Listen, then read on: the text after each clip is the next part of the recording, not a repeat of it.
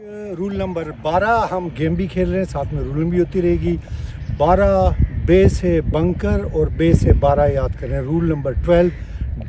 Bunker के साथ deal करता है। रूल नंबर 12.1 कहता है कि बॉल बंकर में है या नहीं है,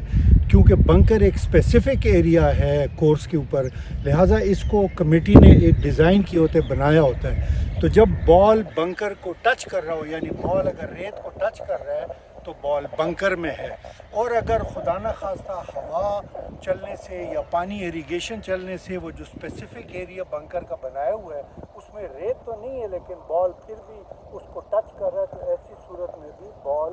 बंकर में है।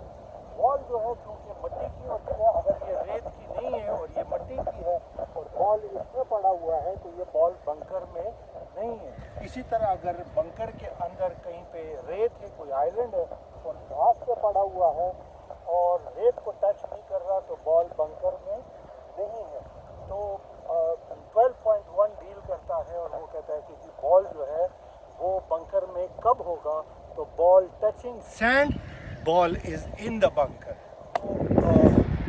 रूल 12.1 के बाद आता है रूल 12.2। 12.2 का ताल्लुक है बॉल को बंकर में खेलने से, तो लिहाजा ज़ाहिर है कि रूल्स रेगुलेशन के तहत प्लेयर के ऊपर कुछ पाबंदियां भी हैं और कुछ रियायत भी है उसको, जब वो बंकर में जब उसका बॉल हो तो वो उसको कैसे खेले। तो 12.2 ए में वो कहता है कि प्लेयर जो है वो मूवेबल ऑब्स्ट्रक्शन हटा सकता है, वो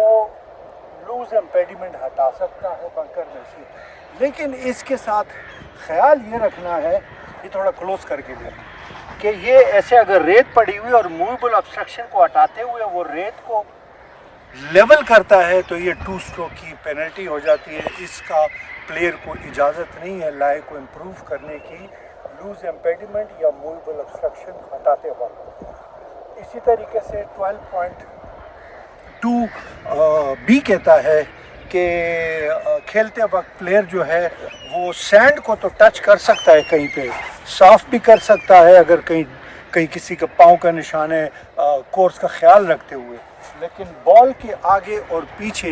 रेत को दबा नहीं सकता, क्लब को टच नहीं कर सकता। अगर स्विंग लेते हुए बैक स्विंग में उसने रेत को टच किया तो ये 2 स्ट्रोक की पेनल्टी है, क्योंकि इसमें उसने वायलेशन की सैंड को भी हटाने की, लेकिन चूँकि उसने सैंड को हटाया है तो ये इम्प्रूवमेंट में आ जाता है, ये रूल 12 से 8 में चला जाता है 8.1 में, और ये 2 स्ट्रोक की पेनल्टी है। तो प्लेयर को खेलते वक्त ख्याल रखना चाहिए कि वो बॉल के आगे या पीछे क्लब से रेत को टच ना करे, ख़ास तौर पर बैक से। रूल 12.3 डील करता है रिलीफ जो ऑप्शंस हैं बंकर के अंदर। अगर बॉल बंकर के अंदर पड़ा हुआ है और वो आप समझते हैं कि डिफ़िकल्ट है,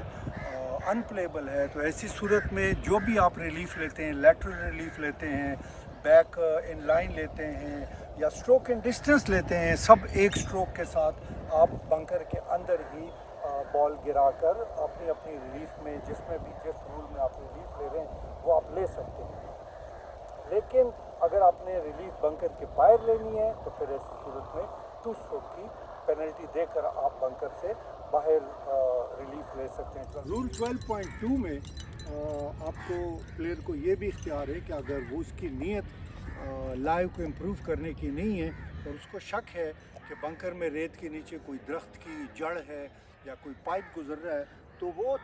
प्रॉप कर सकता है, इसकी कोई भी पेनल्टी नहीं है अगर ये एरिया को इम्प्रूव नहीं करता।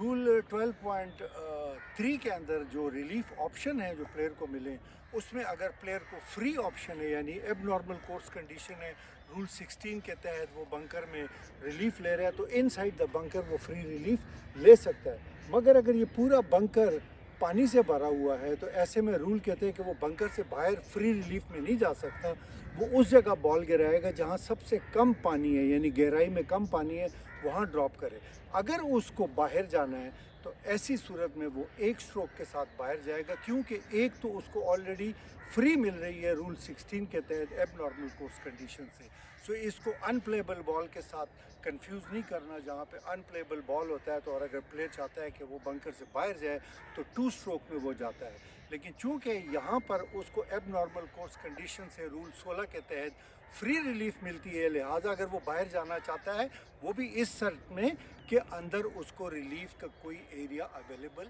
نہیں ہے۔